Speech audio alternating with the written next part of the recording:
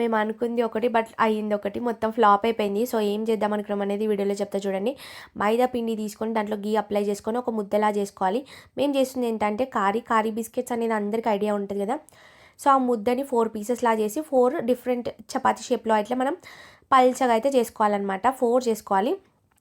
దాని తర్వాత ఒకదానిపైన ఒకటి చపాతీ టైప్ అప్లై చేసేసుకోవాలి. దాని మీద ఒక క్రీమ్ అప్లై చేస్తుంది కదా, అది వచ్చేసి గీ అండ్ ఇంకా మైదా పిండి వచ్చేసి కలిపేసి అట్లా క్రీమ్లా చేసుకుంటే దాన్ని ఇట్లా ఒక్కొక్క లేయర్ వేసినప్పుడు మనము ఇట్లా అతికించుకుంటూ అంటే పేస్ట్ చేసుకుంటూ చేయాలి.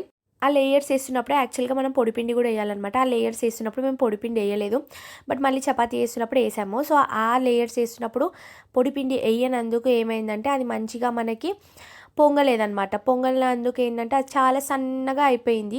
సో ఇప్పుడు ఆ చపాతీని మనం కట్ చేసి ఇప్పుడు డీప్ ఫ్రై చేస్తుంటే చూడండి, అందుకే పొంగకుండా సన్నగా వచ్చేసినాయి. బట్ దాన్ని కట్ చేస్తే అయితే లోపల లేయర్స్ అయితే అలానే ఉందన్నమాట. చాలా బాగుంది. సో